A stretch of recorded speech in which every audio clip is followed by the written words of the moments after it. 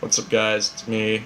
Um, Welcome to the vlog. Today I'll be telling you exactly what to expect, what you're gonna be asked, and what to ask when you're buying a new car. Just not even a month ago, my dad bought a new minivan from a Chevy dealership. It's a Chrysler Town Country, and I was there to witness it all. I'm gonna tell you guys exactly what to expect when buying a new car. So pretty much this video is about questions that you're going to be asked and questions that you need to ask. Alright, so when you're out test driving the car, you want to feel for vibrations, like vibrations like this. If you feel any vibrations, you have to test it. You have to test it for bearings if you're like driving and you feel vibrations. There might be something in your bearings or maybe your suspension. Maybe your tires are in need of replacing.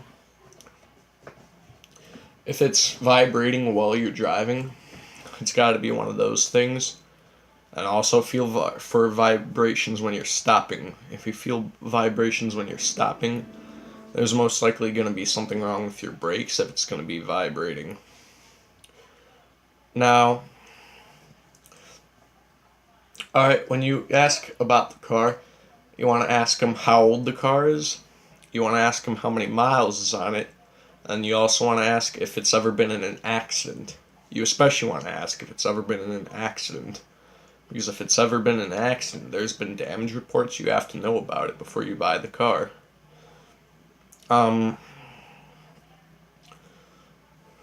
So, make sure you're buying a good car, a car with a good reputation, and barely any recalls. Like, that's all the questions you ask about the car and what you test for. Now here's what they are going to ask you. They're going to ask you, they're going to ask you what you do for a living. Like me, if I was to buy a car right now and they'd ask me what I do for a living, I wouldn't go out and say, I make YouTube videos. I'd say, no, that's not what you say. You say, oh, what I do for a living, I'm a creator. I'm a creator. That's what you say if you're a YouTuber and you buy a new car and they ask that. They're going to ask you of your address. You tell them your address, and then they also ask how long you've been at that address. And then they ask you if you're still currently at that address. If you're still at the same address that's on your driver's license, you say yes. And then if they ask you how long you've been living at that address, say you lived at the house, in our case, the same house for 14 years, you tell them that you've lived there for 14 years.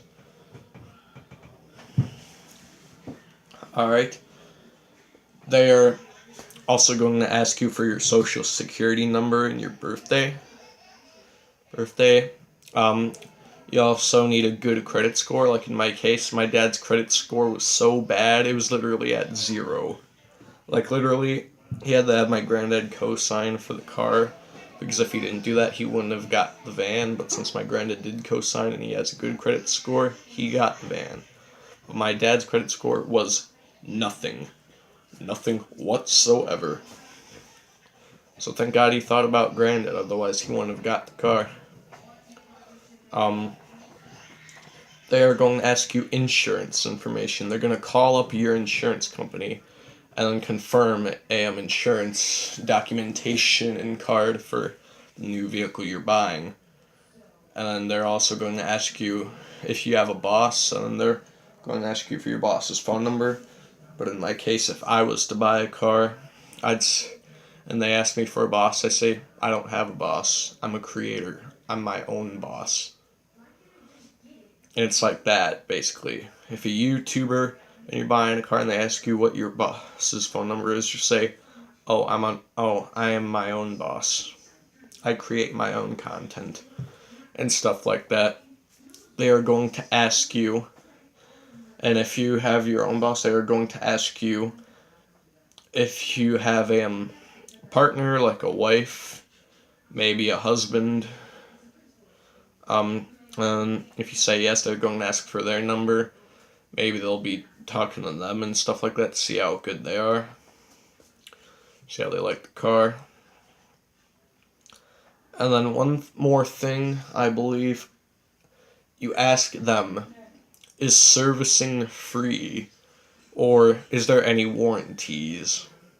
Or does the car have any problems that I need to know about? You need to ask stuff like that. You know? And then within a week or maybe 2 weeks, you're going to get your insurance documentation and card for your new car. And then, yeah.